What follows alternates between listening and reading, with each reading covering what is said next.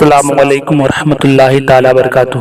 ہجری سال میں شوال المکرم اور سن عیسوی سال میں جون کا مہینہ بہت بڑی اہمیت کا حامل ہے۔ اسی ماہ مبارک میں اللہ رب العزت نے دو عظیم مجدد اور پیشوا سے نوازا ہے، ایک حضرت شیخ احمد فاروقی سرہندی اور دوسرے امام احمد رضا خان۔ حضرت شیخ احمد فاروقی سرہندی 14 شوال المکرم 971 ہجری 5 جون 1547 سن عیسوی جمعہ کے دن شیخ عبد الواحد سرہندی علیہ الرحمہ کے گھر میں پیدا ہوئے۔ آپ کا نسب نامہ 31 واسطوں سے خلیفۃ الرسول امیر المومنین حضرت سیدنا عمر فاروق اعظم رضی اللہ تبارک تعالیٰ عنہ سے ملتا ہے۔ آپ اپنے زمانے کے بہترین محدث، مفسر اور معلم رہے۔ آپ نے تصوف میں سلسلہ چشتیہ کی تعلیم اپنے والد ماجد سے پائی اور سلسلہ قادریہ و نقشبندیہ کی تعلیم حضرت خواجہ باقی باللہ دہلوی قدس سرہ کے پاس حاصل کی۔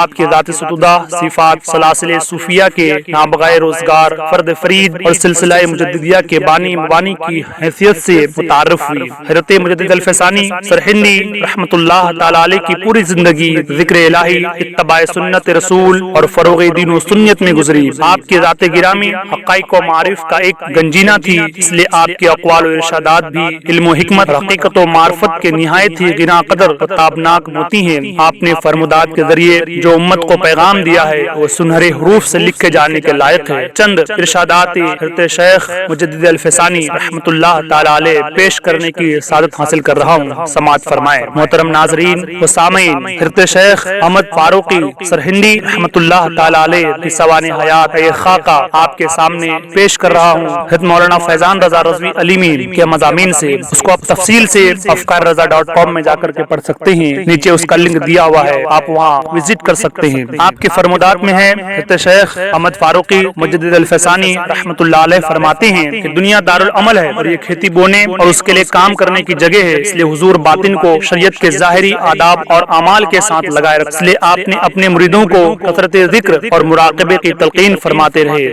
آگے آپ فرماتے ہیں، قرآن جامع جمی کمالات ہے، رمضان جامع جمی حسنات ہے، اس مہینے کی برکات قرآن مجید کے کمالات کے نتائج ہیں۔ اسی مناسبت باطنی کی وجہ سے قرآن مجید کے نزول کا آغاز اس مہینے میں ہوا۔ شب قدر اس مہینے کا خلاصہ، یوں سمجھو کہ شب قدر ماہ رمضان کا مغز ہے اور ماہ رمضان اس کا پوست۔ بس جس شخص کا یہ مہینہ دل جمی سے گزرا وہ مہینے کی برکات سے بہراور ہو جائے گا۔ آپ ایسے مجدد، ایسے باکمال شخصیت ہیں کہ جس زمانے میں اکبری فتنہ سر اٹھایا تھا، اور اکبری فتنہ اپنی نوعیت کا انوکھا فتنہ تھا جس کا سامنا ابھی تک مسلمانوں نے نہیں کیا تھا۔ یہ کوئی صلیبی حملہ یا کوئی سازش نہیں تھی، یہ اندرون خانہ پیدا ہونے والا ایک خطرناک مہم تھی جسے بھڑکانے میں ایک بہت بڑے علماء سو کا اہم کردار تھا۔ 990 ہجری میں دین الہی کے نفاذ کے ساتھ اپنے شباب کو پہنچ گیا، لیکن کہتے ہیں نا، ہر فرعون ایرا موسیٰ اس فتنے کی سرکوبی اور سرمایہ اسلام کی حفاظت کے لیے پہلے ہی مشیت خداوندی نے ایک مرد کلندر تیار کر رکھا تھا، اور وہ مرد کلندر حضرت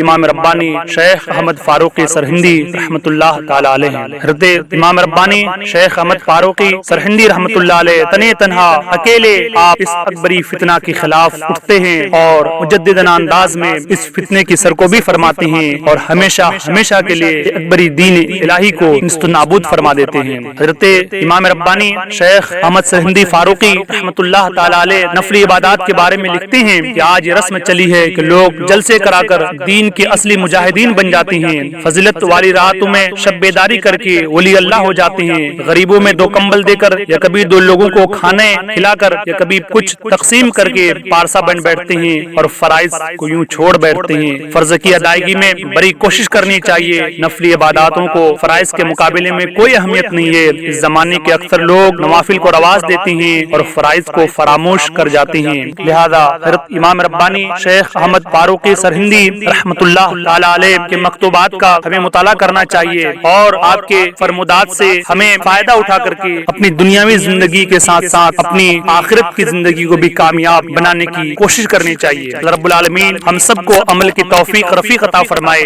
آمین بجاہ طٰہٰ و یاسین صلی اللہ علیہ وآلہ وسلم۔